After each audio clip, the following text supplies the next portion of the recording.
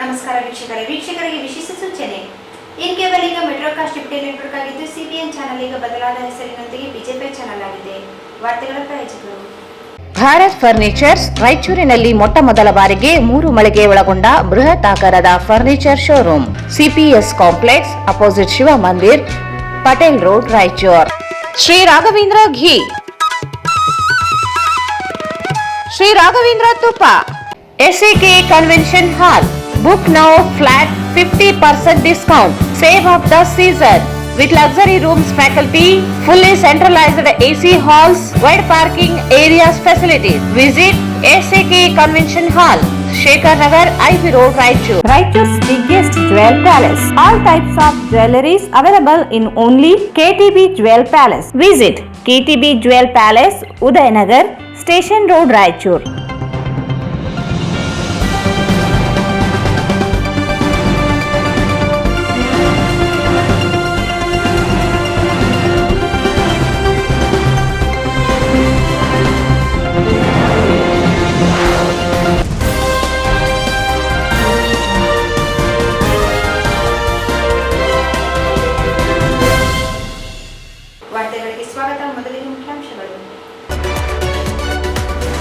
ಮಹಾಸಾಧ್ವಿ ಶಿವಶರಣೆ ಹೇಮರೆಡ್ಡಿ ಮಲ್ಲಮ್ಮ ಜಯಂತಿ. ಜೀವನ ಮೌಲ್ಯಗಳ ಸಂದೇಶ ನೀಡಿದ ಮಹಾನ್ ಶಿವಶರಣೆ ಹೇಮರೆಡ್ಡಿ ಮಲ್ಲಮ್ಮ ಶರಣಭೂಪಾಲ್ ನಾಡಗೌಡ.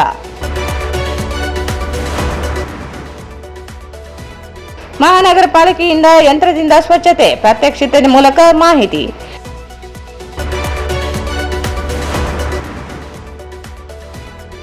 ಮೇ 12ರಂದು ಜಿಲ್ಲಾಡಳಿತದ ಸಹಯೋಗದೊಂದಿಗೆ ಭಗವಾನ್ ಬುದ್ಧ ಜಯಂತಿ. ರವಿಕುಮಾರ್, ರಾಂಪುರ್.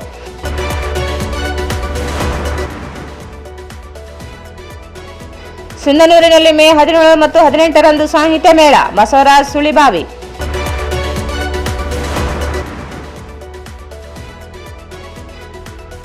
ಮೇ 12ರಂದು ಗೋಲ್ ಮಾರ್ಕೆಟ್ನಲ್ಲಿ ಬುದ್ಧ ಜಯಂತಿ. ವಿಜಯಪ್ರಸಾದ್.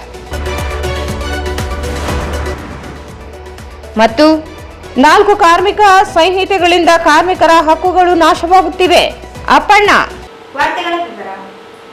ಮಹಾಶಿವಶರಣೆ ಹೇಮರೆಡ್ಡಿ ಮಲ್ಲಮ್ಮ 12ನೇ ಶತಮಾನದ ಶಿವಶರಣೆಯರಂತೆ ವಚನಗಳನ್ನು ರಚನೆ ಮಾಡಿಲ್ಲವಾದರೂ ಅವರ ಬದುಕೇ ಒಂದು ಬೃಹತ್ ವಚನವಿದ್ದಂತೆ. ಅವರ ಜೀವನದ ಮೌಲ್ಯಗಳು ಮನುಕುಲಕ್ಕೆ ಅಮೂಲ್ಯ ಕಾಣಿಕೆಗಳಾಗಿವೆ. ಅವರ ಹಾಕಿಕೊಟ್ಟ ಹಾದಿಯಲ್ಲಿ ನಾವೆಲ್ಲ ನಡೆಯಬೇಕು ಎಂದು ರೆಡ್ಡಿ ಸಮಾಜದ ಮುಖಂಡ ಶರಣಭೂಪಾಲ್ ನಾಡಗೌಡ ಹೇಳಿದರು. ಮಹಾಶಿವಶರಣೆ ಹೇಮರೆಡ್ಡಿ ಮಲ್ಲಮ್ಮ 12ನೇ ಶತಮಾನದ ಶಿವಶರಣೆಯರಂತೆ ವಚನಗಳನ್ನು ರಚನೆ ಮಾಡಿಲ್ಲವಾದರೂ ಅವರ ಬದುಕೇ ಒಂದು ಬೃಹತ್ ವಚನವಿದ್ದಂತೆ. ಅವರ ಜೀವನದ ಮೌಲ್ಯಗಳು ಮನುಕುಲಕ್ಕೆ ಅಮೂಲ್ಯ ಕಾಣಿಕೆಗಳಾಗಿವೆ. ಅವರ ಹಾಕಿಕೊಟ್ಟ ಹಾದಿಯಲ್ಲಿ ನಾವೆಲ್ಲ ನಡೆಯಬೇಕು ಎಂದು ರೆಡ್ಡಿ ಸಮಾಜದ ಮುಖಂಡ ಶರಣಭೂಪಾಲ್ ನಾಡಗೌಡ ಹೇಳಿದರು. ನಗರದ ಪಂಡಿತ್ ಸಿದ್ದರಾಮ ಜಂಬಲ್ದಿನಿ ರಂಗಮಂದಿರದಲ್ಲಿ ಜಿಲ್ಲಾಡಳಿತ, ಜಿಲ್ಲಾ ಪಂಚಾಯತ್, ಮಹಾನಗರ ಪಾಲಿಕೆ, ಕನ್ನಡ ಮತ್ತು ಸಂಸ್ಕೃತಿ ಇಲಾಖೆ ಸಂಯುಕ್ತ ಆಶ್ರಯದಲ್ಲಿ ಮಹಾಸಾಧ್ವಿ ಶಿವಶರಣೆ ಹೇಮರೆಡ್ಡಿ ಮಲ್ಲಮ್ಮ ಜಯಂತಿ ಕಾರ್ಯಕ್ರಮ ಉದ್ಘಾಟಿಸಿ ಮಾತನಾಡಿದರು. ಹೇಮರೆಡ್ಡಿ ಮಲ್ಲಮ್ಮ ಜಯಂತಿ ಸರ್ಕಾರ ವತಿಯಿಂದ ಆಚರಣೆ ಮಾಡಲಾಗುತ್ತಿದೆ. ಆದರೆ ಜನಪ್ರತಿನಿಧಿಗಳು, ಜಿಲ್ಲಾಧಿಕಾರಿಗಳು ಗೈರಾಗಿದ್ದು ನೋವುಂಟು ಮಾಡಿದೆ. ಹೇಮರೆಡ್ಡಿ ಮಲ್ಲಮ್ಮರಿಗೆ ತಾಳ್ಮೆ ಶಕ್ತಿ ಇದೆ. ಆದುದರಿಂದ ಅವರ ಅನುಯಾಯಿಗಳಾಗಿದ್ದು ನಾವುಗಳು ತಾಳ್ಮೆಯಿಂದ ಜಯಂತಿ ಆಚರಿಸಿಕೊಂಡು ಹೋಗಬೇಕು. ಮುಂದಿನ ದಿನಗಳಲ್ಲಿ ಜಿಲ್ಲಾಡಳಿತದ ಕಾರ್ಯಕ್ರಮದಲ್ಲಿ ಜನಪ್ರತಿನಿಧಿಗಳು, ಅಧಿಕಾರಿಗಳು ಭಾಗವಹಿಸುವಂತೆ ಆಗಬೇಕು ಎಂದು ತಹಸೀಲ್ದಾರ್ ಮೂಲಕ ಜಿಲ್ಲಾಡಳಿತಕ್ಕೆ ತಿಳಿಸಿದರು. ಹೇಮರೆಡ್ಡಿ ಮಲ್ಲಮ್ಮ ಜೀವನವೇ ಒಂದು ಸಾಧನೆ. ಅವರು ಸಾಂಸಾರಿಕ ಜೀವನದಲ್ಲಿ ಕಷ್ಟ ನೋವುಗಳನ್ನು ಅನುಭವಿಸಿದರು.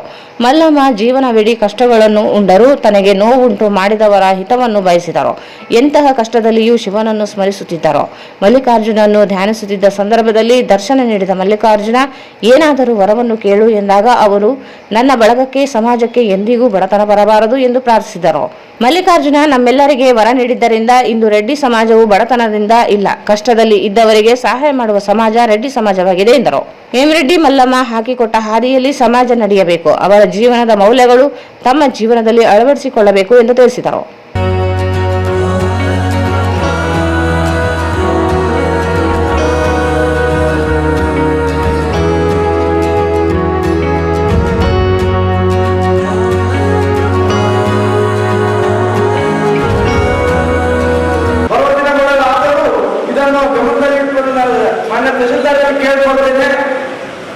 ಮುಂದಿನ ದಿನಗಳಲ್ಲಾದರೂ ಈ ಕಾರ್ಯಕ್ರಮಕ್ಕೆ, ಯಾಕಂದ್ರೆ ಶಿವಶರಣೆ ಹೇಮರೆಡ್ಡಿ ಅವರ ಸಾಧನೆ, ಅವರ ಇದನ್ನು ನೋಡಿ ಸಮಾಜ ಎಲ್ಲೂ ಬರಬೇಕಾಗಿತ್ತು.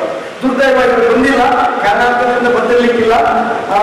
ಅದಕ್ಕೆ ಮುಂದಿನ ದಿನಗಳಲ್ಲಿ ಅವರು ಇದನ್ನು ಸರಿಪಡಿಸ್ತಾರಂತ ನನಗೆ ನಾವು ಕೇಳ್ಕೊಳ್ತೇನೆ.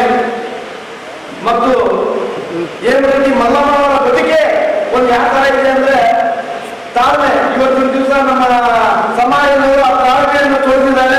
ಈ ಕಾರ್ಯಕ್ರಮಕ್ಕೂ ಮುಂಚೆ ಕೆಲವರು ಅದನ್ನು ವ್ಯಕ್ತಪಡಿಸಿದ್ರು, ನಾವು ಪ್ರೊಟೆಸ್ಟ್ ಮಾಡೋಣ ಅಂತ ನಾವೆಲ್ಲರೂ ಹೇಳಿದ್ವಿ. ಬೇಡಪ್ಪ, ಹೇಮರೆಡ್ಡಿ ಮಲ್ಲಮ್ಮನವರೇ ಅವ್ರು ಯಾವಂತ ನೋವುಗಳನ್ನು ತಾಳ್ಮೆಯಿಂದ ಇವತ್ತು ಅವರು ತಾವು ತಡ್ಕೊಂಡು ಎಲ್ಲ ರೀತಿಯಿಂದ ಸಾಧನೆ ಮಾಡಿದ್ದಾರೆ. ತಾವು ಮಾಡೋದು ಬೇಡ ಅಂತೀವಿ.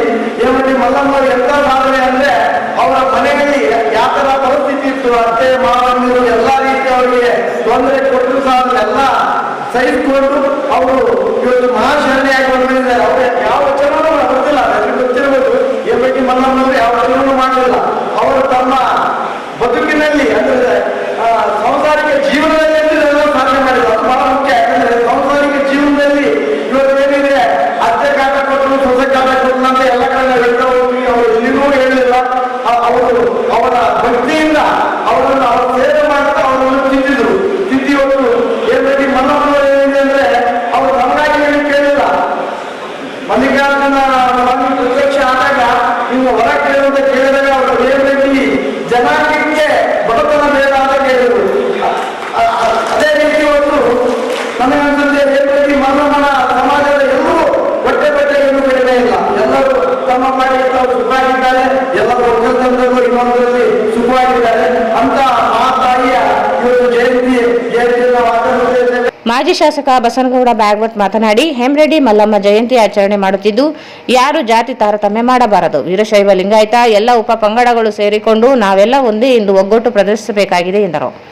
ಜಿಲ್ಲಾಡಳಿತ ವತಿಯಿಂದ ನಡೆಯುತ್ತಿರುವ ಕಾರ್ಯಕ್ರಮ ಅದ್ದೂರಿಯಾಗಿರಬೇಕು, ಆದರೆ ಕೇವಲ ತೋರಿಕೆಯಾಗಿದೆ. ಜನಪ್ರತಿನಿಧಿಗಳು ಗೈರು, ಕೇವಲ ತಹಸೀಲ್ದಾರರು ಮಾತ್ರ ಹಾಜರಿದ್ದು ಜಿಲ್ಲಾಧಿಕಾರಿಗಳು ಕಾರ್ಯಕ್ರಮದಲ್ಲಿ ಭಾಗವಹಿಸಬೇಕಿತ್ತು. ಮುಂದಿನ ದಿನಗಳಲ್ಲಿ ಸರಿಪಡಿಸಿಕೊಂಡು ಹೋಗಬೇಕು. ಹೇಮರೆಡ್ಡಿ ಮಲ್ಲಮ್ಮ ಜಯಂತಿ ಕೇವಲ ಆಚರಣೆಗೆ ಸೀಮಿತವಾಗದೆ ಸಮಾಜದ ಎಲ್ಲರೂ ತಮ್ಮ ಮನೆಗಳಲ್ಲಿ ನಿತ್ಯ ಪೂಜಿಸುವ ಕೆಲಸ ಮಾಡಬೇಕು ಎಂದು ತಿಳಿಸಿದರು. ಮತ್ತು ಎರಡು ಒಂದೇ ಕುಟುಂಬ, ಒಂದೇ ಸಮಾಜ, ಎಲ್ಲರಿಗೂ ಒಂದೇ ಅಂತಕ್ಕಂಥ ಭಾವನೆ ಬರಬೇಕು. ಇವತ್ತು 12ನೇ ಶತಮಾನದಲ್ಲಿ ಬಸವಣ್ಣನವರಿಗೆ ಮಾಡಿದರು. ಎಲ್ಲರೂ ಕೂಡ ಒಂದೇ ರೀತಿಯಲ್ಲಿ ಅಂತಕ್ಕಂಥ ಪ್ರಯತ್ನ ಮಾಡಿ ಜಾತಿ ಭೇದ ಭಾವ ಬರಬಾರತಕ್ಕಂಥ ಒಂದು ವಿಚಾರ ಮಾಡಿ ವೀರಶೈವ ಸಮಾಜ, ಲಿಂಗಾಯತ ಸಮಾಜ ಅಂತಕ್ಕಂಥದ್ದು ಒಂದು ಮಾಡಿದರು. ಇವತ್ತು ನಾವು ದಿನ ಬೆಳಗಾದ್ರೆ ನಮ್ಮ ಬೇರೆ ಅವರು ಬೇರೆ ಅಂತಕ್ಕಂಥ ಒಂದು ಬೇರೆ ಬರಬಾರ್ದು. ಇವತ್ತು ಹೇಮರೆಡ್ಡಿ ಮಲ್ಲಮ್ಮ ಒಬ್ಬ ಶಿವಸೇನೆ ಆಕೆ ಸಂಸಾರ ಮಾಡಿ ಒಂದೇ ತರದಲ್ಲಿ ವೇಮನನ್ನು ಕೂಡ ಅದ ಬೇರೆ ದಾರಿಯಿಂದ ಕೆಟ್ಟ ದಾರಿಯಿಂದ ಸೀದಾ ದಾರಿಯಿಂದ ಅವರು ಕೂಡ ಶಿವಸೇನೆ ಅಂತಕ್ಕಂಥ ಒಂದು ಸಾಧ್ಯ ಮಾಡಿರ್ತಕ್ಕಂಥ ಹೇಮರೆಡ್ಡಿ ಮಲ್ಲಮ್ಮ. ಇವತ್ತು ಹೇಮರೆಡ್ಡಿ ಮಲ್ಲಮ್ಮ ತನಗೇನು ಕೇಳಿಲ್ಲ, ನಮ್ಮ ಸಮಾಜಕ್ಕೆ ಬಡತನ ಬರಬಾರದು ಅಂತ ಕೇಳಿಲ್ಲ. ಯಾವ ಸಾಹೇಬರು ಸ್ವಂತ ವೈಯಕ್ತಿಕ ಕೇಳಿದರೆ ಆಗ ಹೇಮರೆಡ್ಡಿ ಮಲ್ಲಮ್ಮ ನಮ್ಮ ಸಮಾಜ ಯಾವತ್ತೂ ಕೂಡ ಬಡತನ ಬರಬಾರದು ಅಂತಕ್ಕಂಥ ಕೇಳಿದ್ದು ಶ್ರೀಶೈಲ ಮಲ್ಲಿಕಾರ್ಜುನಲ್ಲಿ ಪ್ರಾರ್ಥನೆ ಮಾಡಿದ್ದಾರೆ. ಆಕೆ ಮನೆಯಲ್ಲಿದ್ದು ಸಂಸಾರ ಮಾಡಿ ಶಿವಸೇನೆ ಆಗಬೇಕಾದ್ರೆ ಆಶ್ಚರ್ಯದಲ್ಲ. ಆಕೆ ಶಿವಸೇನೆ ಆಗೋದಕ್ಕೂ ಕೂಡ ಮನೆಯಲ್ಲಿ ಬಹಳ ವಿರೋಧ ಇರ್ತದೆ, ಬಹಳ ಕಷ್ಟಪಟ್ಟು ಜೀವನ ಮಾಡ್ತಾರೆ. ಆಕೆ ಧನಕಾರು ಜೀವನ ಮಾಡ್ತಾರೆ. ಶ್ರೀಶೈಲ ಮಲ್ಲಿಕಾರ್ಜುನಲ್ಲಿ ಒಂದು ದುಡ್ಡಿನ ಮೇಲೆ ಕೂತ್ಕೊಂಡು ಶಿವಧ್ಯಾನ ಮಾಡಿರ್ತಕ್ಕಂಥ ಶ್ರೀಶೈಲ ಗುಡಿಗೋಡಿಲ್ಲ.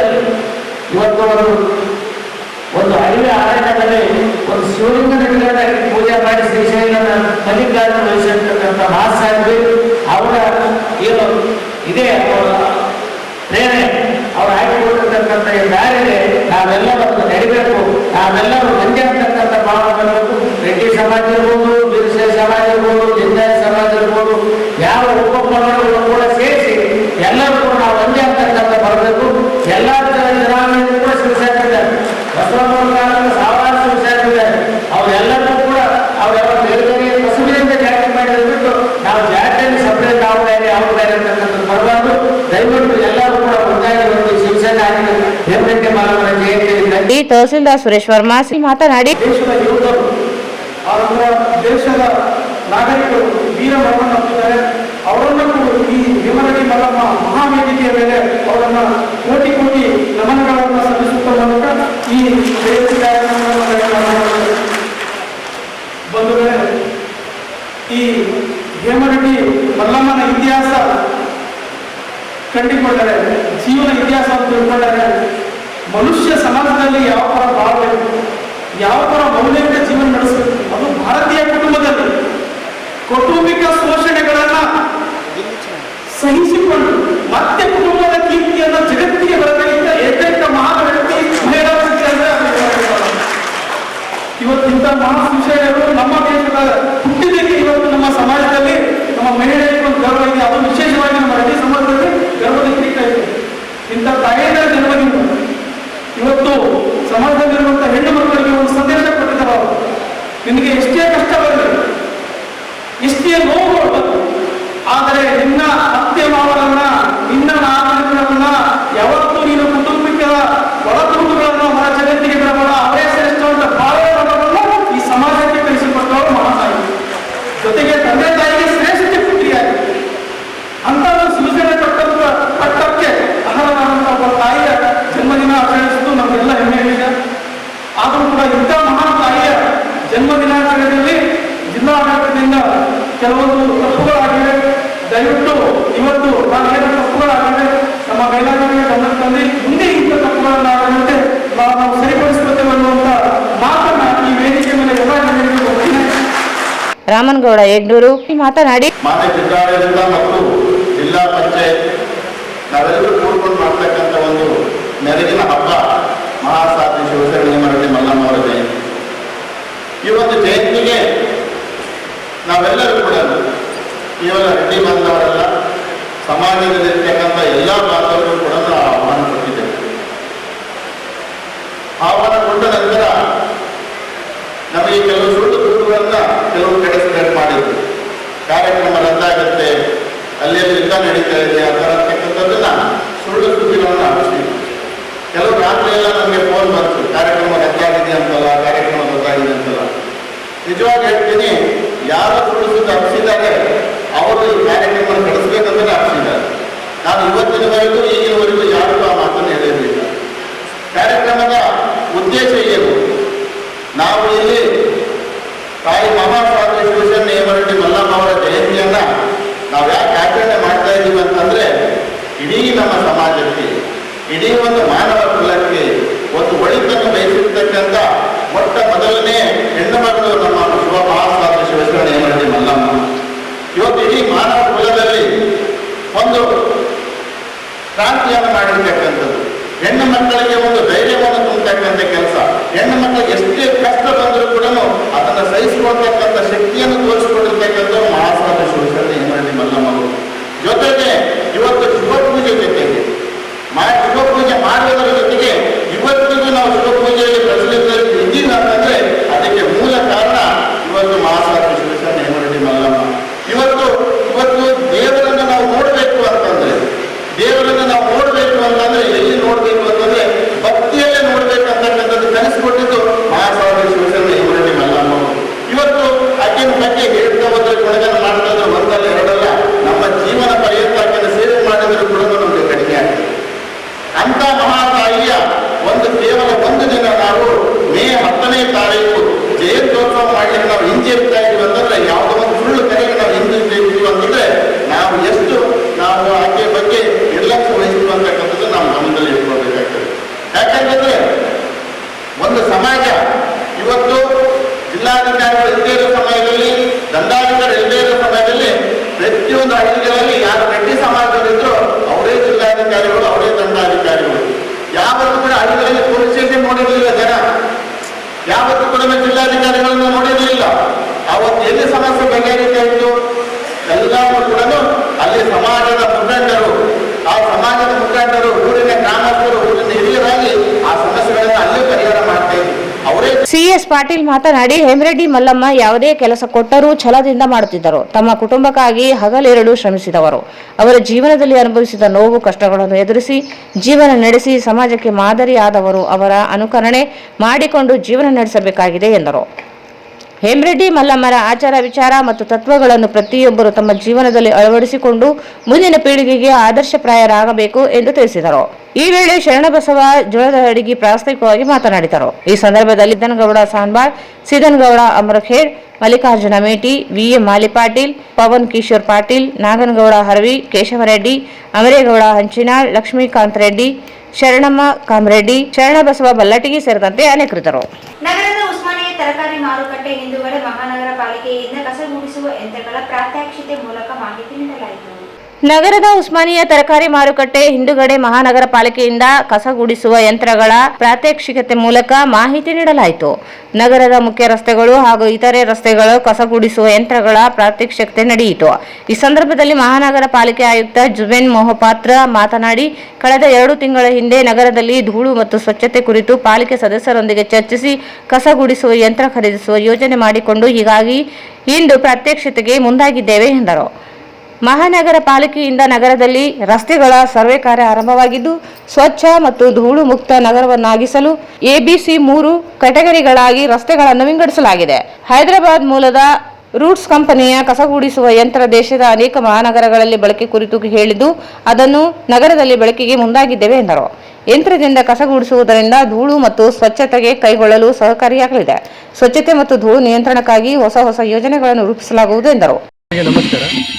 ಸೊ ಇವತ್ತು ನಮ್ಮೆಲ್ಲರಿಗೂ ಗೊತ್ತಿರೋ ಹಾಗೆ ಈಗ ಮಹಾನಗರ ಪಾಲಿಕೆ ಆಗಿದ್ದೀವಿ ರಾಯಚೂರು.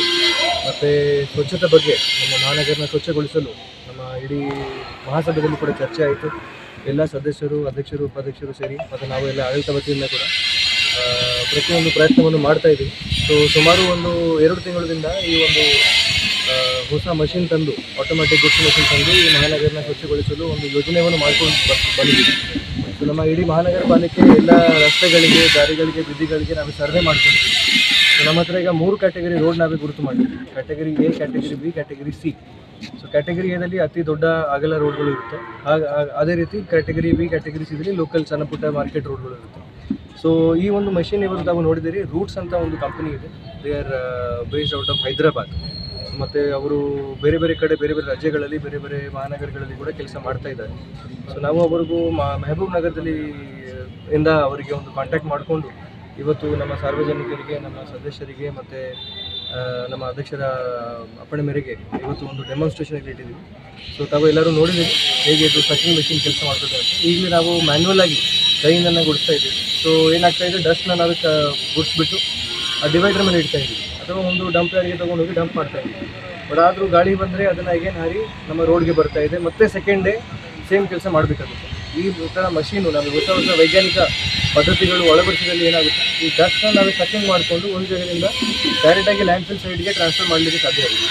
ಸೊ ಬರೀ ಸ್ವಚ್ಛತೆ ವಿಚಾರ ಅಲ್ಲ, ಇದು ಒಂದು ಡಸ್ಟ್ ಕಂಟ್ರೋಲ್ ಮೆಕ್ಯಾನಿಸಮ್ ಕೂಡ ಆಗುತ್ತೆ. ಭಾಳಷ್ಟು ಧೂಳದ ಪ್ರಾಬ್ಲಮ್ ಇದೆ, ತಾವೆಲ್ಲರೂ ನೋಡ್ತಾ ಇದ್ದೀರಾ ಐಸಿಯಲ್ಲಿ. ಸೊ ಮುಂದಿನ ದಿನಗಳಲ್ಲಿ ಈ ಥರ ಹೊಸ ಪದ್ಧತಿ ಮತ್ತು ಮಷೀನ್ಗಳು ನಾವು ಅಳವಡಿಸಿ ಮಹಾನಗರ ನಮ್ಮದು ಸ್ವಚ್ಛಗೊಳಿಸುವ ಮತ್ತು ಆ ಧೂಳದ ಒಂದು ಏನು ಪ್ರಾಬ್ಲಮ್ ಇದೆ, ಸವಾಲಿದೆ, ಅದನ್ನು ಕೂಡ ಸ್ವಲ್ಪ ನಿಯಂತ್ರಣಕ್ಕೆ ತಗೊಂಡು ಬರುವ ಅಂತ ನಮ್ಮ ಅಭಿಪ್ರಾಯ.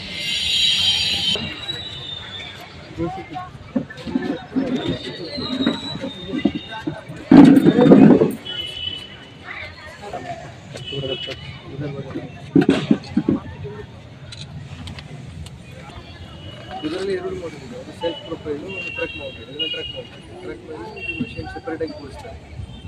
ಇನ್ನೊಂದು ಇದೆ ಸೆಲ್ಫ್ ಪ್ರೊಫೈಲ್.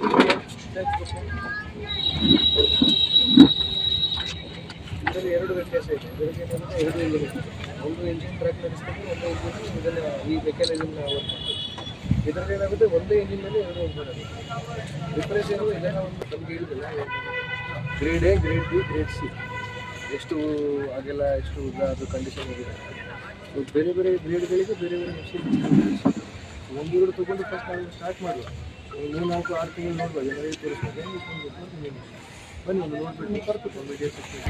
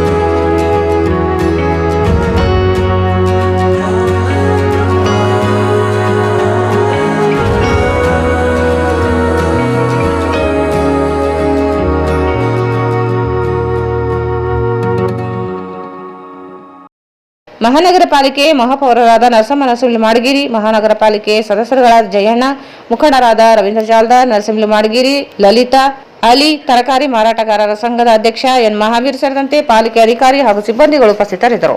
ಭಗವಾನ್ ಬುದ್ಧ ಜಯಂತಿ ಅಂಗವಾಗಿ ಮೇ 12ರಂದು ಪ್ರಥಮ ಬಾರಿಗೆ ಸರ್ಕಾರದ ಸಹಯೋಗದಲ್ಲಿ ಜಯಂತಿಯನ್ನು ಆಚರಿಸಲಾಗುತ್ತಿದೆ ಎಂದು ಸಿದ್ಧಾರ್ಥ ಬುದ್ಧ ವಿಹಾರ ಸಮಿತಿ ಅಧ್ಯಕ್ಷ ಆರ್ ರವಿಕುಮಾರ್ ಹೇಳಿದರು. ಭಗವಾನ್ ಬುದ್ಧ ಜಯಂತಿ ಅಂಗವಾಗಿ ಮೇ 12ರಂದು ಪ್ರಥಮ ಬಾರಿಗೆ ಸರ್ಕಾರ ಸಹಯೋಗದಲ್ಲಿ ಜಯಂತಿಯನ್ನು ಆಚರಿಸಲಾಗುತ್ತಿದೆ ಎಂದು ಸಿದ್ಧಾರ್ಥ ಬುದ್ಧ ವಿಹಾರ ಸಮಿತಿ ಅಧ್ಯಕ್ಷ ಆರ್ ರವಿಕುಮಾರ್ ಹೇಳಿದರು. ಅವರು ಇಂದು ಮಾಧ್ಯಮಗೋಷ್ಠಿಯನ್ನು ಉದ್ದೇಶಿಸಿ ಮಾತನಾಡಿ, ಅಂದು ಬೆಳಗ್ಗೆ ನಗರಸಭೆ ಉದ್ಯಾನವನದಲ್ಲಿ ಬೆಳಗ್ಗೆ ಬುದ್ಧ ಪೂರ್ಣಿಮೆ ಜಯಂತಿ ಉಪಾಸನೆ ನಡೆಯಲಿದೆ. ನಂತರ ನಗರದ ಡಾಕ್ಟರ್ BR ಅಂಬೇಡ್ಕರ್ ವೃತ್ತದಿಂದ ಭಾವಚಿತ್ರದ ಮೆರವಣಿಗೆ ನಡೆಯಲಿದ್ದು, ಪಂಡಿತ್ ಸಿದ್ದರಾಮ ಜಮಲ್ದಿನಿ ರಂಗಮಂದಿರದಲ್ಲಿ ಉಪನ್ಯಾಸಕ ಕಾರ್ಯಕ್ರಮ ನಡೆಯಲಿದೆ. ಉಪನ್ಯಾಸಕರಾಗಿ ಡಾಕ್ಟರ್ ಅಬ್ಬಿಗೇರೆ ಸೋಮಶೇಖರ್ ಭಾಗವಹಿಸಲಿದ್ದಾರೆ. ಜಿಲ್ಲೆಯ ಸಚಿವರು, ಶಾಸಕರು, ಚುನಾಯಿತ ಜನಪ್ರತಿನಿಧಿಗಳು ಭಾಗವಹಿಸಲಿದ್ದಾರೆ.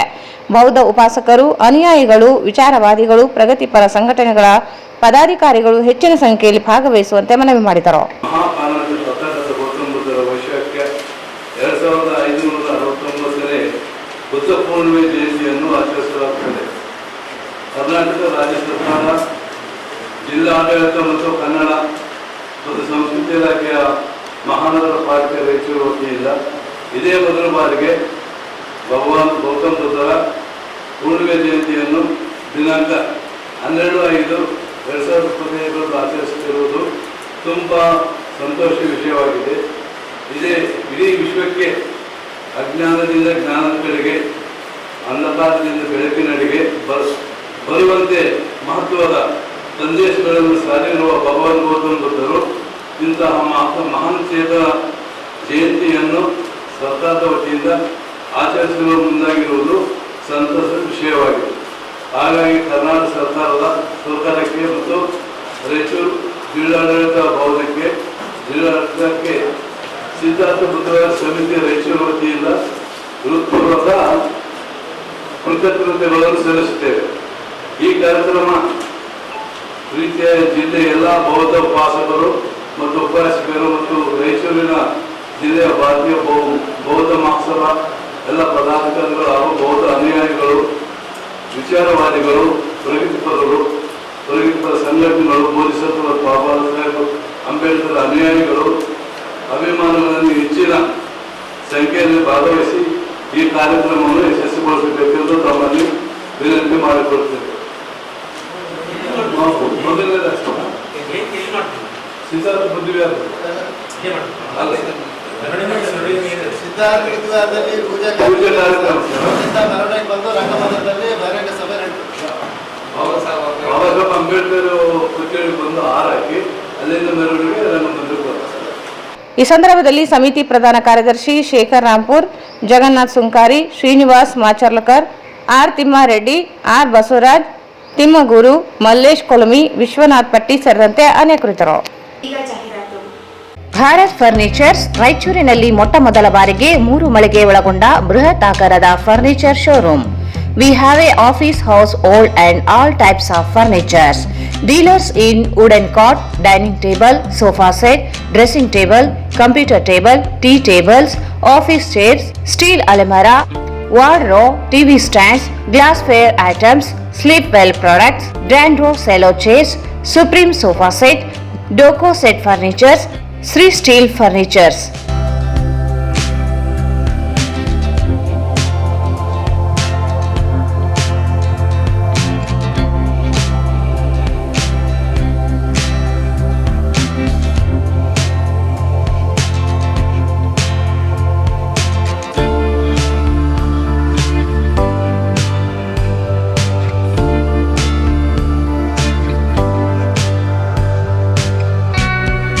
For more details, contact Bharat Furnitures, CPS Complex, opposite Shiva Mandir, Patel Road, Raichur.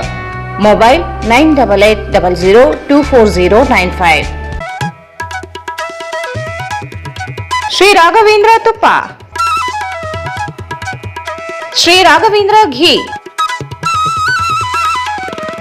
Sri Raghavendra Tuppa, Sri Raghavendra Ghee. ನಿಮ್ಮ ಯಾವುದೇ ಶುಭ ಕಾರ್ಯಕ್ರಮಗಳು ನಿಮ್ಮ ನೆನಪಿನಲ್ಲಿ ಉಳಿಯಬೇಕೇ? ಪ್ರಪ್ರಥಮ ಬಾರಿಗೆ ರಾಯಚೂರು ನಗರದಲ್ಲಿ ಅತ್ಯಂತ ವೈಭವವಾಗಿ ಆಚರಿಸಲು ವಿಶಾಲವಾದ ಕನ್ವೆನ್ಷನ್ ಹಾಲ್, ಅದು ACK convention hall. We decorate, you celebrate. ಸಂಪೂರ್ಣ ಏರ್ ಕಂಡೀಷನರ್ ಹಾಲ್ ಇದಾಗಿದ್ದು 600 ರಿಂದ 800 ಆಸನಗಳನ್ನು ಹೊಂದಿದ್ದು ಪ್ರತ್ಯೇಕವಾದ ಡೈನಿಂಗ್ ಹಾಲ್ ಹೊಂದಿದೆ. ನಮ್ಮಲ್ಲಿ naming ceremony, engagement, marriage, reception, college seminars, corporate events, product launching, brand promotion, get together parties, ಇನ್ನು ಹಲವು ರೀತಿಯ ಫಂಕ್ಷನ್ಸ್ ಇಲ್ಲಿ ಮಾಡಬಹುದು. ವಿಶಾಲವಾದ ಪಾರ್ಕಿಂಗ್ ವ್ಯವಸ್ಥೆ ಹೊಂದಿದ್ದು ರೈಲ್ವೆ ಸ್ಟೇಷನ್ ಮತ್ತು bus ಸ್ಟ್ಯಾಂಡ್ಗೆ ಹತ್ತಿರವಿದೆ.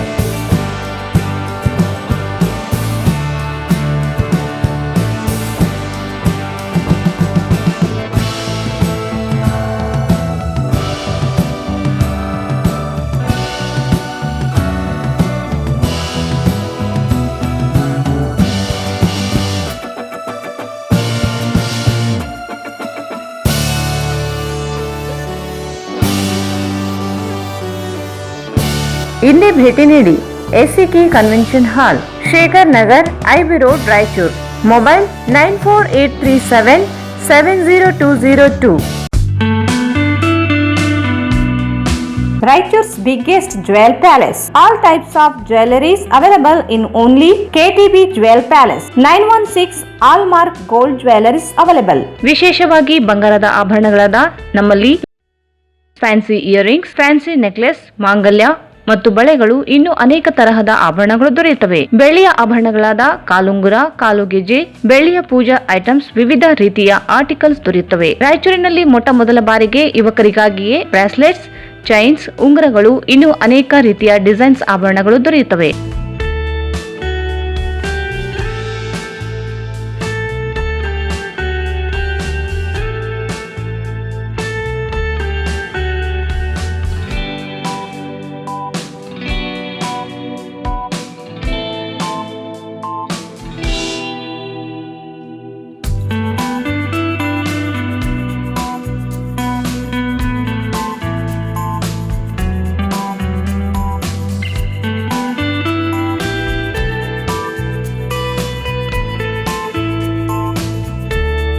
Visit KTB Jewel Palace, Udayanagar, Station Road, Raichur. Mobile 8123535300. ಮತ್ತೊಮ್ಮೆ ವಾರ್ತೆಗಳಿಗೆ ಸ್ವಾಗತ. ಮೆದುಕಿನ ಭೂ ಹೋರಾಟ ನೆನಪಿಗಾಗಿ ಮೇ ಸಾಹಿತ್ಯ ಮೇಳ ಸಿಂಧೂರಿನಲ್ಲಿ ಅಸಮಾನತೆ ಭಾರತ ಸಮಾನತೆಗಾಗಿ ಸಂಘರ್ಷ ಅಂದು ಇಂದು ಕುರಿತು ಮೇಳ ನಡೆಯಲಿದೆ ಎಂದು ಬಸವರಾಜ ಸುಳಿಬಾವಿ ಹೇಳಿದರು. ಮೆದುಕಿನಾಳ ಭೂ ಹೋರಾಟ ನೆನಪಿಗಾಗಿ ಮೇ ಸಾಹಿತ್ಯ ಮೇಳ ಸಿಂಧನೂರಿನಲ್ಲಿ ಅಸಮಾನತೆ ಭಾರತ ಸಮಾನತೆಗಾಗಿ ಸಂಘರ್ಷ ಅಂದು ಇಂದು ಕುರಿತು ಮೇಳ ನಡೆಯಲಿದೆ ಎಂದು ಬಸವರಾಜ್ ಸುಳಿಬಾವಿ ಹೇಳಿದರು. ಅವರು ಇಂದು ಮಾಧ್ಯಮಗೋಷ್ಠಿಯನ್ನು ಉದ್ದೇಶಿಸಿ ಮಾತನಾಡಿ, ಸಿಂಧನೂರಿನ ಸತ್ಯಗಾರ್ಡನ್ನಲ್ಲಿ ನಡೆಯಲಿರುವ ಸಾಹಿತ್ಯ ಮೇಳವನ್ನು ಮೆದುಕಿನಾಳ ಭೂ ಹೋರಾಟದಲ್ಲಿ ಭಾಗವಹಿಸಿದ್ದ ಸಂಗಮ್ಮ, ದಲಿತ ಚಳವಳಿ ಭೀಮಣ್ಣ ನಗ್ನೂರು, ಕಾರ್ಮಿಕ ಚಳವಳಿಯ ನರಸಿಂಹಪ್ಪ, ಮದ್ಯ ವಿರೋಧಿ ಹೋರಾಟ ಸಮಿತಿಯ ಚಿನ್ನಮ್ಮ ಮುದ್ದನಗುಡ್ಡಿ, ರೈತ ಚಳವಳಿಯ ತಿಮ್ಮನಗೌಡ ಚಿಲ್ಕರಾಗಿ ಉದ್ಘಾಟಿಸಲಿದ್ದಾರೆ. ದಿಕ್ಸೂಚಿ ಮಾತುಗಳನ್ನು ಮುಂಬೈನ ರಾಮ್ ಪುನಿಯಾನಿ, ಔರಂಗಾಬಾದ್ನ ಮಾಲತಿ ವರಾಳೆ, ನವದೆಹಲಿಯ ಶಂಸುಲ್ ಇಸ್ಲಾಂ, ಬೆಂಗಳೂರಿನ ಎ ನಾರಾಯಣ ಆಡಲಿದ್ದಾರೆ. ಹೊಸಪೇಟೆಯ ಬಹುತ್ವ ಪ್ರತಿಷ್ಠಾನದಿಂದ ನಾ ಯಾರು ರಂಗ ಪ್ರಸ್ತುತಿ ಮಾಡಲಾಗುತ್ತದೆ. ಮಧ್ಯಾಹ್ನ 1 ಗಂಟೆಗೆ ಅಸಮಾನತೆ ಮತ್ತು ಸಂಘರ್ಷ ಹೊರಳು ನೋಟ ಕುರಿತು ನಡೆಯಲಿದೆ. ವರ್ಗ ನೆಲೆ ಕುರಿತು ರವೀಂದ್ರ ಹಳಂಗಳಿ, ಜಾತಿ ನೆಲೆ ಕುರಿತು ಸಿಜಿ ಲಕ್ಷ್ಮೀಪತಿ, ಬಿಂಗ ನೆಲೆ ಕೆಎಸ್ ಲಕ್ಷ್ಮಿ, ಭಾಷಾ ನೆಲೆ ಕುರಿತು ರಹಂ ತರೀಕೆರೆ ಮಾತನಾಡಲಿದ್ದಾರೆ. ಎರಡನೇ ಗೋಷ್ಠಿ ದಮಿನದ ಸ್ವರೂಪದ ಮೇಲೆ ನಡೆಯಲಿದ್ದು, ಪ್ರಭುತ್ವದ ದಮನ ಕುರಿತು ಹೈದರಾಬಾದ್ನ ವೇಣುಗೋಪಾಲ್, ಸಾಂಸ್ಕೃತಿಕ ರಾಜಕಾರಣ ಕುರಿತು ಜೆಎಸ್ ಪಾಟೀಲ್, ಮಾಧ್ಯಮ ಸಮ್ಮತಿ ಉತ್ಪಾದನೆ ಕುರಿತು ನವೀನ್ ಸೊರಂಜೆ ಮಾತನಾಡಲಿದ್ದಾರೆ. ನಂತರ ಹೋರಾಟಗಾರರೊಂದಿಗೆ ಸಂವಾದ ನಡೆಯಲಿದೆ. ರಾಘವೇಂದ್ರ ಕುಷ್ಟಗಿ, ಆರ್ ಮಾನ್ಸಯ್ಯ, ಎಸ್ ಮಾರ್ಯಪ್ಪ, ಅಮರಣ್ಣ ಗುಡಿಹಾಳ್ ಭಾಗವಹಿಸಲಿದ್ದಾರೆ. ನಂತರ ನನ್ನ ಹಾಡು ನನ್ನ ಬದುಕು ಕುರಿತು ಗೋಷ್ಠಿ ನಡೆಯಲಿದ್ದು, ಹಾಡು ಮಾತು ವಿಷಯವಾಗಿ ಗೊಲ್ಲಹಳ್ಳಿ ಶಿವಪ್ರಸಾದ್ ಮಾತನಾಡಲಿದ್ದಾರೆ. ರಾತ್ರಿ 8 ಗಂಟೆಗೆ ಕವಿಗೋಷ್ಠಿ ನಡೆಯಲಿದ್ದು, ಅಧ್ಯಕ್ಷತೆಯನ್ನು ಮಹಾಂತೇಶ್ ಮಸ್ಕಿ ವಹಿಸಲಿದ್ದಾರೆ. ಆಶಯ ನುಡಿಗಳನ್ನು ಖಾದರ್ ಭಾಷಾ ಆಡಲಿದ್ದಾರೆ. ಮೇ 18ರಂದು ಬೆಳಗ್ಗೆ 9 ಗಂಟೆಗೆ ಮತ್ತೊಂದು ಕವಿಗೋಷ್ಠಿ ನಡೆಯಲಿದೆ. ಆಶಯ ನುಡಿಗಳನ್ನು ಡಾರ್ಜಿಲಿಂಗ್ನ ಮನೋಜ್ ಬೋಗಾಟ್ ಆಡಲಿದ್ದಾರೆ. ಅನೇಕ ಕವಿಗಳು ಭಾಗಿಯಾಗಲಿದ್ದಾರೆ. ನಂತರ ಬೆಳಗ್ಗೆ 11 ಗಂಟೆಗೆ ಅಭಿವೃದ್ಧಿಯ ಸತ್ಯ ಮಿಥ್ಯಾ ವಿಷಯದ ಮೇಲೆ ಗೋಷ್ಠಿ ನಡೆಯಲಿದೆ. ಅಭಿವೃದ್ಧಿಯ ಪರಿಕಲ್ಪನೆ, ವಾಸ್ತವಾಂಶಗಳ ಕುರಿತು ನಾಗೇಗೌಡ ಕಿಲಾರ್, ಕಲ್ಯಾಣ ಕರ್ನಾಟಕದ ಅಭಿವೃದ್ಧಿ ಕುರಿತು ಚಂದ್ರಶೇಖರ್ ಗೋರೆಬಾಳ್, ಉತ್ತರ ಕರ್ನಾಟಕ ಕುರಿತು BS ಸೊಪ್ಪಿನ ಮಾತನಾಡಲಿದ್ದಾರೆ. ನಂತರ ಬೆಳಗ್ಗೆ 11:30ಕ್ಕೆ ದಮನ ಅನುಭವವಾಗಿ ವಿಷಯದ ಮೇಲೆ ನಡೆಯಲಿರುವ ಗೋಷ್ಠಿಯಲ್ಲಿ ಹೊಸಪೇಟೆಯ ಗೌಸಿಯಾ ಖಾನ್, ಕೊಪ್ಪದ ಪದ್ಮನಾಭ, ನೀಲಗುಳಿ, ರೇಣುಕಾ ಪೂಜಾರಿ ಭಾಗವಹಿಸಲಿದ್ದಾರೆ. ಮಧ್ಯಾಹ್ನ 2 ಗಂಟೆಗೆ ಐಕ್ಯ ಚಳವಳಿ ಯಾತಕ್ಕಾಗಿ ಯಾರ ಜೊತೆ ವಿಷಯವಾಗಿ ನಡೆಯಲಿರುವ ಗೋಷ್ಠಿಯಲ್ಲಿ SR ಹಿರೇಮಠ್, ಶಿವಸುಂದರ, ಕೆ ನೀಲಾ, ಗುರುಪ್ರಸಾದ್ ಕೆರೆಗೂಡು, ಸಾತಿ ಸುಂದರೇಶ್, ಚಾಮರಸ್ ಪಾಟೀಲ್, ಕ್ಲಿಸ್ಟನ್ ಡಿ ರಿಜೋರಿಯಾ ಭಾಗವಹಿಸಲಿದ್ದಾರೆ. ಸಂಜೆ 4 ಗಂಟೆಗೆ ಸಮಾರೋಪ ಮತ್ತು ಪ್ರಶಸ್ತಿ ಪ್ರದಾನ ಸಮಾರಂಭ ನಡೆಯಲಿದೆ. ಸಮಾರೋಪದ ನುಡಿಗಳನ್ನು ಪ್ರೊಫೆಸರ್ ಅಮರೇಶ್ ನುಗುಣೋಣಿ ಮಾತನಾಡಲಿದ್ದಾರೆ. ಪ್ರಶಸ್ತಿಗಳನ್ನು ಮೈಸೂರಿನ ರತಿರಾವ್ ಪ್ರದಾನ ಮಾಡಲಿದ್ದಾರೆ. ವಿಭಾ ಸಾಹಿತ್ಯ ಪ್ರಶಸ್ತಿಗೆ ಸದಾಶಿವ ಸೊರಟೂರು, ಬಂಡ್ರಿ ನರಸಪ್ಪ ಸಮಾಜಮುಖಿ ಶ್ರಮಜೀವಿ ಪ್ರಶಸ್ತಿಗೆ ಬೆಂಗಳೂರಿನ ವಿಜಯಮ್ಮ ನವಲಕಲ್, ಬೃಹನ್ಮಠದ ಶಾಂತವೀರಯ್ಯ ಮಹಾಂತಾಯಿ ಕಥಾ ಪ್ರಶಸ್ತಿಗೆ ಸಬಿಹಾ ಭೂಮಿಗೌಡ ಇವರಿಗೆ ಪ್ರದಾನ ಮಾಡಲಾಗುತ್ತದೆ. ನಿಂಗಪ್ಪ ಸಂತಿ ರೈತ ಚೇತನ ಪ್ರಶಸ್ತಿ ಸುರೇಶ್ ಬಾಬು ಪಟೇಲ್, ಪಂಚಪ್ಪ ಸಮುದಾಯ ಮಾರ್ಗಿ ಪ್ರಶಸ್ತಿಗೆ ಪಿಚಳೆ ಶ್ರೀನಿವಾಸ್, ಚಂದ್ರಶೇಖರ್ ಹೊಸಮನಿ, ಅಂಬೇಡ್ಕರ್ ಪತ್ರಿಕಾ ಮಾರ್ಗಿ ಪ್ರಶಸ್ತಿಗೆ ದಿವಂಗತ ಉಮಾಪತಿ ಲಕ್ಷ್ಮೀಬಾಯಿ ಕಟ್ಟಿಮನಿ, ಡಿ ಉಮಾಪತಿ ಲಕ್ಷ್ಮೀಬಾಯಿ ಕಟ್ಟಿಮನಿ, ಸಮಾಜಮುಖಿ ಮಹಿಳಾ ಪ್ರಶಸ್ತಿಗೆ ಅಂಬುಬಾಯಿ ಮಾಳೆಗೆ, VH ತಳವಾರ ಪುಲೆ ಮಾರ್ಗಿ ಶಿಕ್ಷಕ ಪ್ರಶಸ್ತಿಗೆ ರಾಜಪ್ಪ ಮಾಸ್ಟರ್ ಸೌರಭ್ ಇವರಿಗೆ ಪ್ರದಾನ ಮಾಡಲಾಗುತ್ತದೆ. ಅಧ್ಯಕ್ಷತೆಯನ್ನು ಬಾಬು ಭಂಡಾರಿಗರ್ ವಹಿಸಲಿದ್ದಾರೆ ಎಂದರು. ಜನಮುಖಿ ಸಾಹಿತ್ಯ ಪ್ರಭುತ್ವ ಮುಖಿಯಾಗುತ್ತಿರುವ ಅಪಾಯದ ಹಿನ್ನೆಲೆಯಲ್ಲಿ ಮೇ ಸಾಹಿತ್ಯ ಮೇಳ ನಡೆಸಲಾಗುತ್ತಿದೆ. ಸಾಹಿತ್ಯ ಪರಿಷತ್ ಕಾರ್ಪೊರೇಟ್ ಪರವಾದ ಪ್ರಯತ್ನ ಪ್ರಾರಂಭಿಸಿದೆ. ವಾಸ್ತವದ ಬದಲು ಕಲ್ಪನೆ ಬಿತ್ತುವ ಕೆಲಸ ನಡೆಯುತ್ತಿರುವ ಅಪಾಯದಿಂದ ಜನಮುಖಿ ಸಾಹಿತ್ಯ ಬೆಳೆಸಲಾಗುತ್ತದೆ. ರಾಜಕಾರಣಿಗಳು, ಉದ್ಯಮಿಗಳು ಹೊರತುಪಡಿಸಿ ಸಾಮಾನ್ಯ ಮನಸ್ಸುಗಳೊಂದಿಗೆ ಮೇಳ ನಡೆಸಲಾಗುತ್ತದೆ. ಖರ್ಚು ವೆಚ್ಚ ಬಹಿರಂಗಪಡಿಸುವುದು, ಹೊಣೆಗಾರಿಕೆಯನ್ನು ಪ್ರದರ್ಶಿಸುವ ಪ್ರಯತ್ನ ನಡೆಸಲಾಗುತ್ತಿದೆ ಎಂದರು. ಅಭಿವ್ಯಕ್ತಿ ಸ್ವಾತಂತ್ರ್ಯಕ್ಕೆ ಅವಕಾಶ ನೀಡಿ ಹೊಸಬರಿಗೆ ವೇದಿಕೆಗೆ ಅವಕಾಶ ನೀಡುತ್ತದೆ ಎಂದರು. ಮುಖ್ಯವಾಗಿ 11ನೇ ಸಾಹಿತ್ಯ ಮೇಳದ ಉದ್ದೇಶ ಮತ್ತು ವಿಚಾರಗಳನ್ನು ಕನ್ನಡದ ಸಾಹಿತ್ಯ ಪರಂಪರೆ ಏನಿದೆಯಲ್ಲ, ಆ ಸಾಹಿತ್ಯ ಪರಂಪರೆ ಜನಮುಖಿಯಾಗಿರ್ತಕ್ಕಂಥದ್ದು. ಜನರ ನಡುವಿನಿಂದಲೇ ಅದು ತನ್ನ ಮೂಲವನ್ನು ಪಡ್ಕೊಂಡಿರ್ತಕ್ಕಂಥದ್ದು. ಆದರೆ ಇವತ್ತು ಈ ಜನಮುಖಿಯಾಗಿರ್ತಕ್ಕಂಥ ಸಾಹಿತ್ಯವನ್ನು ಪ್ರಭುತ್ವಮುಖಿಯಾಗಿರ್ತಕ್ಕಂಥ ಪ್ರಯತ್ನಗಳು ಮತ್ತು ಕರ್ನಾಟಕದ ಒಂದು ದೊಡ್ಡ ಪ್ರಮಾಣದಲ್ಲಿ ನಡೀತಾ ಇದ್ದಾರೆ. ಬರೀ ಪ್ರಭುತ್ವಮುಖಿಯಾಗಿ ಉಳಿಸುವಂಥ ಪ್ರಯತ್ನ ಮಾತ್ರ ಅಲ್ಲ, ಇಡೀ ಕನ್ನಡ ಸಾಹಿತ್ಯವನ್ನು ಕಾರ್ಪೊರೇಟೀಕರಣದತ್ತ ಒಯ್ಯತಕ್ಕಂಥ ಕೆಲಸಗಳು ನಡೀತಾ ಇದೆ. ಹಾಗಾಗಿನೇ ಇವತ್ತು ಬೇರೆ ಬೇರೆ ಕಡೆ ಲಿಟ್ರರಿ ಫೆಸ್ಟಿವಲ್ಗಳು ನಡೀತಾರೆ. ಆ ಲಿಟ್ರರಿ ಫೆಸ್ಟಿವಲ್ಗಳನ್ನು ಪ್ರಮೋಟ್ ಮಾಡ್ತಕ್ಕಂಥದ್ದು, ಅದನ್ನು ಇಡಿಯಾಗಿ ನಡೆಸ್ತಕ್ಕಂಥ ವ್ಯವಸ್ಥೆ ಹಿಂದಿರ್ತಕ್ಕಂಥ ಶಕ್ತಿಗಳು ಈ ಕಾರ್ಪೊರೇಟ್ ಕಂಪನಿಗಳನ್ನು ನಾವು ಗಮನಿಸಿಕೊಳ್ಬೇಕು. ಅಂದರೆ ಜನಮುಖಿಯಾಗಿರ್ತಕ್ಕಂಥ ಸಾಹಿತ್ಯಗಳನ್ನು ಅವ್ರ ಯೋಜನಾ ಕ್ರಮವನ್ನು ಬದಲಿಸಿ ಇವತ್ತು ಪ್ರಭುತ್ವಮುಖಿಯಾಗಿರ್ತಕ್ಕಂಥ, ಇವತ್ತು ಬಹಳ ಮುಖ್ಯವಾಗಿ ಅವರನ್ನು ವಾಸ್ತವ ಸ್ಥಿತಿಯಿಂದ ಒಂದು ಕಲ್ಪನಾಲೋಕದ ಸ್ಥಿತಿಗೆ ಒಯ್ಯತಕ್ಕಂಥ ನಿಟ್ಟಿನೊಳಗಡೆ ಬಹಳ ವ್ಯಾಪಕವಾದಂಥ ಪ್ರಯತ್ನಗಳು ನಡೀತಾ ಇದ್ದವನ್ನು ಗಮನಿಸ್ತಾ ಇದೆ. ಹೀಗಾಗಿ ಮೇ ಸಾಹಿತ್ಯ ಮೇಳ ಏನು ಕನ್ನಡದ ಪರಂಪರೆ ಏನಿದೆಯಲ್ಲ, ಜನಮುಖಿಯಾಗಿರ್ತಕ್ಕಂಥ ಪರಂಪರೆ ಏನಿದೆಯಲ್ಲ, ಆ ಪರಂಪರೆಯನ್ನು ಉಳಿಸ್ಕೊಂಡು ಹೋಗ್ತಕ್ಕಂಥ ನೆಲೆ ಒಳಗಡೆ ಕೆಲಸ ಮಾಡಬೇಕು ಅನ್ನುವಂಥ ಹಿನ್ನೆಲೆಯಲ್ಲಿ ಈ ಇಂಥ ಸಮ್ಮೇಳನಗಳನ್ನು ನಾವು ಸಂಘಟಿಸ್ತಾ ಬಂದಿದ್ದೀವಿ. 11 ಸಾಹಿತ್ಯಗಳ ಮೇಳಗಳನ್ನು ಬೇರೆ ಬೇರೆ ಕಡೆ ಮಾಡಿ 10 ಸಾಹಿತ್ಯಗಳನ್ನು ಬೇರೆ ಬೇರೆ ಕಡೆ ಮಾಡಿ ಈಗ ಸಿಂಧನೂರಿನಲ್ಲಿ ಮಾಡ್ತಾ ಇದ್ದೀವಿ. ನಮಗೆ ಬೇರೆ ಬೇರೆ ಕಡೆ ಎಲ್ಲ ಜಿಲ್ಲಾ ಕೇಂದ್ರದಲ್ಲಿ ಇಂಥ ಸಮ್ಮೇಳನಗಳು ಮಾಡ್ತಾ ಇದ್ವಿ. ಮೊದಲು ಈ ಸಲ ತಾಲೂಕು ಕೇಂದ್ರದಲ್ಲಿ ಇದನ್ನು ಮಾಡ್ತಾ ಇದ್ವಿ. ನಮ್ದು ಇನ್ನೂ ಕೂಡ ಆಲೋಚನೆ ಬೇರೆ ತಾಲೂಕು ಕೇಂದ್ರ ಮಾತ್ರ ಅಲ್ಲ, ಹೋಬಳಿ ಕೇಂದ್ರಗಳು ಕೂಡ ಮಾಡಬೇಕು ಅಂತ ಮುಗಿದವರೆಲ್ಲರೂ ಕೂಡ ಅಂದ್ಕೊಂಡು ಆ ಥರ ಯೋಚನೆ ಇಟ್ಕೊಂಡು ಕೆಲಸ ಮಾಡ್ತಾ ಇದ್ದೀವಿ. ಇದು ನಮ್ಮ ಇಡೀ ಮೇ ಸಾಹಿತ್ಯ ಮೇಳದೊಳಗೆ ಇರುವಂಥ ಒಂದು ಅಂಶ. ಎರಡನೇದು ನೋಡಿದ್ರೆ ಇವತ್ತು ಎಲ್ಲೇ ಸಾಹಿತ್ಯ ಮೇಳಗಳು ಇತ್ಯಾದಿಗಳು ಎಲ್ಲರೂ ಕೂಡ ಅವುಗಳು ಜನರ ಹೊರತಾಗಿ ಈ ಪ್ರಭುತ್ವಮುಖಿಯಾಗಿ ಸಂಘಟನೆ ಮಾಡ್ತಕ್ಕಂಥ ಕೆಲಸಗಳು ನಡೀತಾ ಇದೆ. ಇವತ್ತು ಒಂದು ಕನ್ನಡ ಸಾಹಿತ್ಯ ಸಮ್ಮೇಳನ ನಡೀಬೇಕಾದ್ರೆ ಒಂದು 40 ಕೋಟಿ ಜನ ಅದರ ಖರ್ಚು ವೆಚ್ಚಗಳು ಬಂದಿದೆ. ಅಂದರೆ ಇವತ್ತು ಹಣ ಅನ್ನುವಂಥದ್ದನ್ನ ಸಾಹಿತ್ಯದ ಪ್ರಚಾರದ ಹಿನ್ನೆಲೆ ಒಳಗಡೆ ಸಾಹಿತ್ಯವನ್ನು ಪ್ರಚುರಗೊಳಿಸುವಂಥ ಹಿನ್ನೆಲೆ ಒಳಗೆ ಚರ್ಚೆ ಬೇಕಾಗಿತ್ತು. ಬೇರೆ ಬೇರೆ ಒಳಗಡೆ ಚರ್ಚೆ ಆಗ್ತಾ ಇದ್ದು ಕೂಡ ನಾವು ಗಮನಿಸ್ತಾ ಇದ್ದೀವಿ. ಮತ್ತು ಈ ಎಲ್ಲರಿಗೂ ಕೂಡ ಒಂದು ಹೊಣೆಗಾರಿಕೆ ಅನ್ನೋದು ಇರುವುದಿಲ್ಲ, ರೆಸ್ಪಾನ್ಸಿಬಿಲಿಟಿ ಅನ್ನೋದು ಇರುವುದಿಲ್ಲ. ಯಾವುದೇ ಒಂದು ಸಾಹಿತ್ಯ ಸಭೆ ಅಖಿಲ ಭಾರತ ಸಾಹಿತ್ಯ ಸಭೆಯನ್ನು ನಡೆದಾಗೂ ಕೂಡ ಅದು ತನ್ನ ಲೆಕ್ಕಪತ್ರಗಳನ್ನು ಸರಿಯಾಗಿ ಕೊಟ್ಟಿರ್ತಕ್ಕಂಥ ಉದಾಹರಣೆಗಳೇ ಇದೆ. ಅದು ಮಾತ್ರ ಇಲ್ಲ, ಬೇರೆ ಬೇರೆ ಕೂಡ ಕೊಡುವಂಥದ್ದು ಕೂಡ ಆಗಿರುವ ಪ್ರಯತ್ನಗಳಿಲ್ಲ. ಆದರೆ ಮೇ ಸಾಹಿತ್ಯ ಮೇಳ ಒಂದನ್ನು ಪಾಲಿಸಿಕೊಂಡು ಬಂದಿದೆ.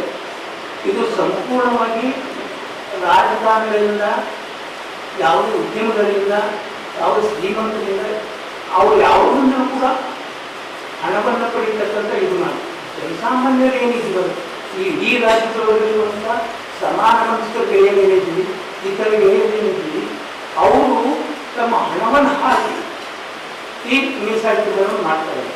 ಮತ್ತು ಮೇ ಸಾಹಿತ್ಯ ಮೇಳ 15 ದಿನದೊಳಗಡೆ ನಾವು ಈ ತನಕ ಮಾಡ್ಕೊಂಡು ಬಂದಿದ್ದೇನು ಅಂತಂದರೆ ಯಾರಿಂದ ಎಷ್ಟು ನಮ್ಮ ಹಣ ಬಂತು ಮತ್ತು ಅದು ಯಾರಿಗೆ ಖರ್ಚಾಯಿತು ಅನ್ನೋದನ್ನು ನಾವು ಒಂದು ಲೆಕ್ಕಪತ್ರಗಳನ್ನು ಬಹಿರಂಗವಾಗಿ ಕೊಡ್ತಾ ಬಂದಿದ್ದೀವಿ.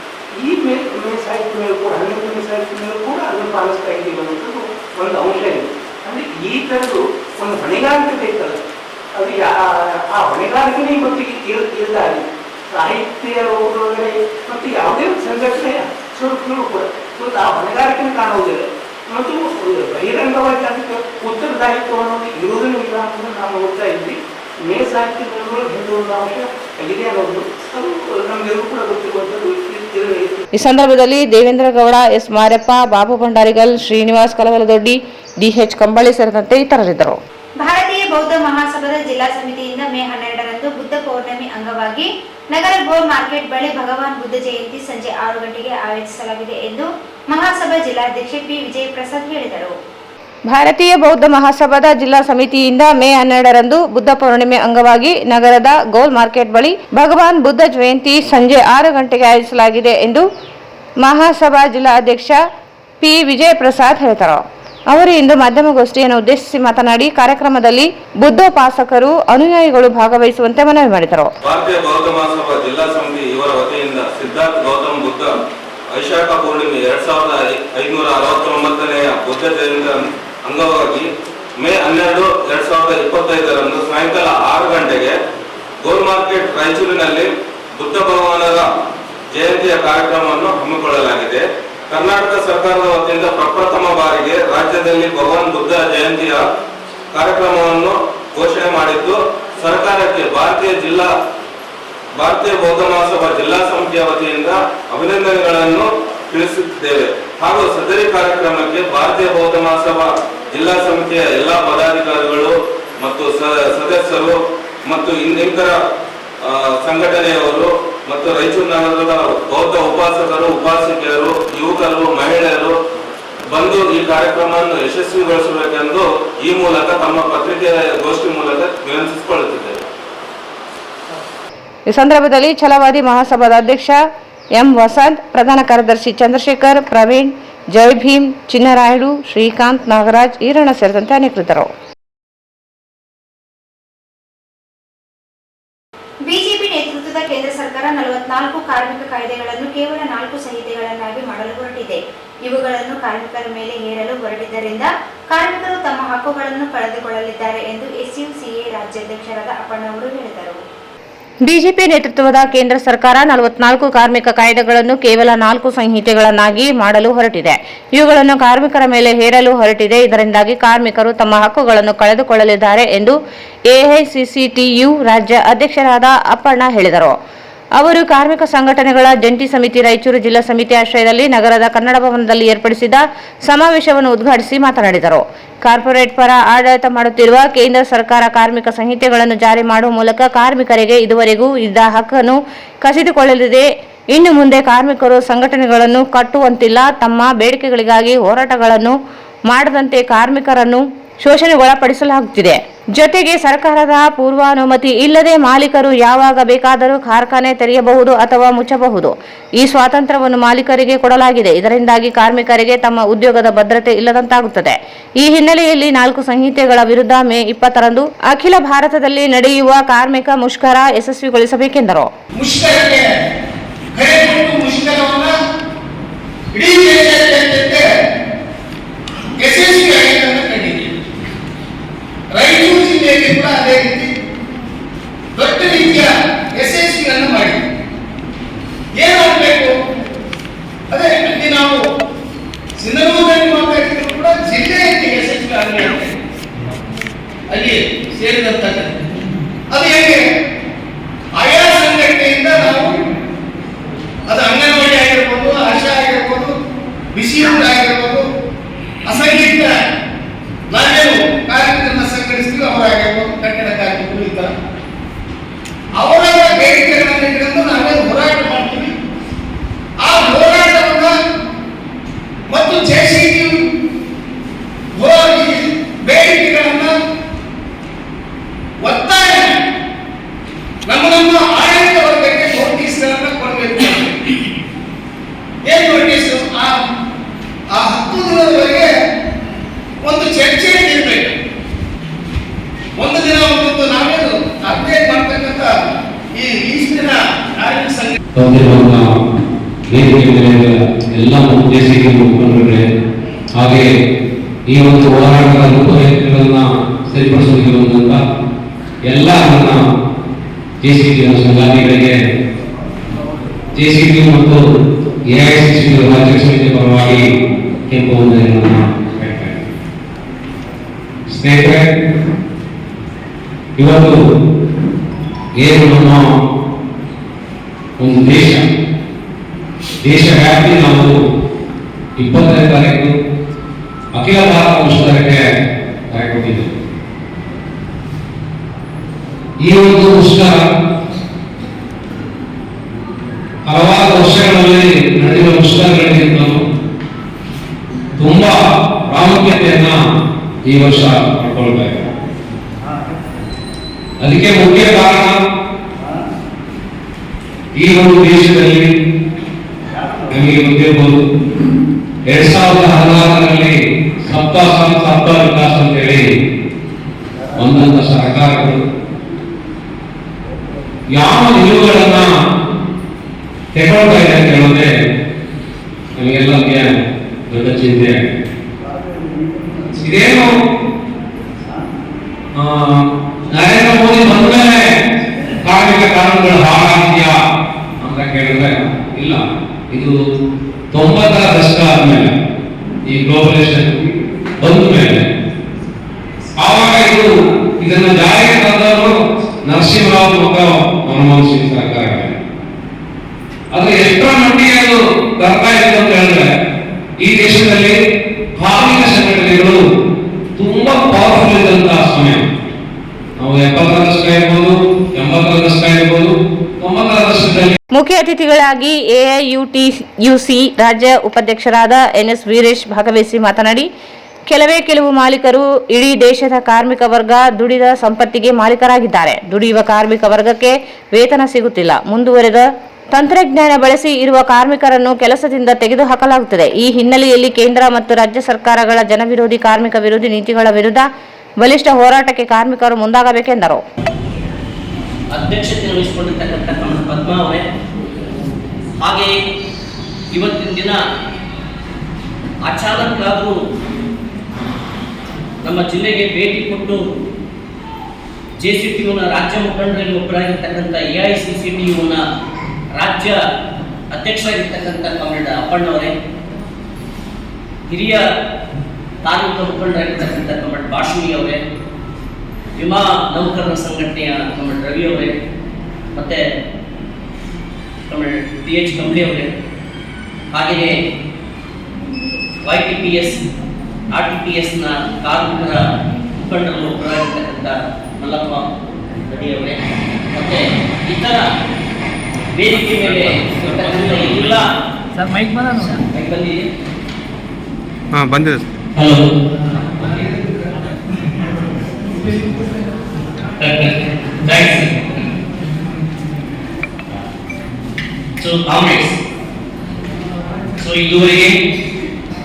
ಈ ಸಂದರ್ಭದಲ್ಲಿ ಸಂಯುಕ್ತ ಹೋರಾಟ ಕರ್ನಾಟಕ ಜಿಲ್ಲಾ ಸಂಚಾಲಕರಾದ ಕೆಜೆ ವೀರೇಶ್ ಇವರು ಶುಭ ಕೋರಿ ಮಾತನಾಡಿದರು. ಸಮಾವೇಶದ ಅಧ್ಯಕ್ಷತೆಯನ್ನು CITU ಜಿಲ್ಲಾಧ್ಯಕ್ಷರಾದ H. ಪದ್ಮಾ ವಹಿಸಿದ್ದರು. ಪ್ರಾಸ್ತಾವಿಕವಾಗಿ ಸಿಐಟಿಯು ಜಿಲ್ಲಾ ಪ್ರಧಾನ ಕಾರ್ಯದರ್ಶಿ ಡಿಎಸ್ ಶರಣಬಸವ ಮಾತನಾಡಿದರು. ಸಮಾವೇಶದ ವೇದಿಕೆ ಮೇಲೆ ಜೆಸಿಟಿಯು ಮುಖಂಡರುಗಳಾದ M Ravi, Mallappa Dani, Bashumiya, Thimmareddy, DH Kambali, Nagaraj Pujar, Thimmappa Swamy, Mahesh Kashappa, SN Fari, SN Peer ಸೇರಿದಂತೆ ಜಿಲ್ಲೆಯ ಭಾಗಗಳಿಂದ ಆಗಮಿಸಿದ ಕಾರ್ಮಿಕರು, ಮುಖಂಡರು ಭಾಗವಹಿಸಿದ್ದರು.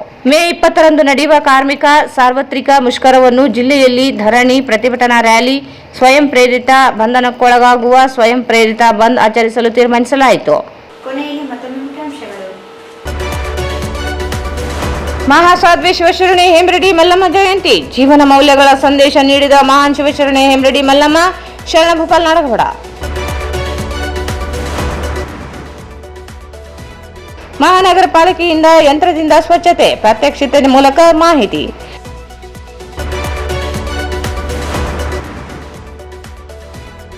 ಮೇ 12ರಂದು ಜಿಲ್ಲಾಡಳಿತದ ಸಹಯೋಗದೊಂದಿಗೆ ಭಗವಾನ್ ಬುದ್ಧ ಜಯಂತಿ. ರವಿಕುಮಾರ್, ರಾಂಪುರ್.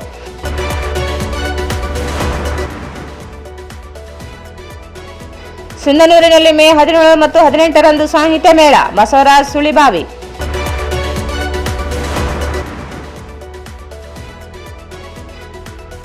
ಮೇ 12ರಂದು ಗೋಲ್ ಮಾರ್ಕೆಟ್ನಲ್ಲಿ ಬುದ್ಧ ಜಯಂತಿ. ವಿಜಯಪ್ರಸಾದ್. ಮತ್ತು 4 ಕಾರ್ಮಿಕ ಸಂಹಿತೆಗಳಿಂದ ಕಾರ್ಮಿಕರ ಹಕ್ಕುಗಳು ನಾಶವಾಗುತ್ತಿವೆ. ಅಪ್ಪಣ್ಣ. ವಾರ್ತೆಗಳನ್ನು ಪ್ರಾಯೋಜಿಸಿದವರು ಭಾರತ್ ಫರ್ನಿಚರ್ಸ್. ರಾಯಚೂರಿನಲ್ಲಿ ಮೊಟ್ಟ ಮೊದಲ ಬಾರಿಗೆ 3 ಮಳಿಗೆ ಒಳಗೊಂಡ ಬೃಹತ್ ಆಕಾರದ furniture showroom. CPS complex opposite Shiva Mandir, Patel road, Raichur. Shri Raghavendra ghee, Shri Raghavendra ತುಪ್ಪ. SAK convention hall. Book now flat 50% discount. Save of the season. With luxury rooms, faculty, fully centralized AC halls, wide parking areas facilities. Visit SAK Convention Hall, Shekhar Nagar, IV Road, Raichur. Raichur's biggest jewel palace. All types of jewelries available in only KTB Jewel Palace. Visit KTB Jewel Palace, Udayanagar, Station Road, Raichur. ಇಲ್ಲಿಗೆ ವಾರ್ತಾ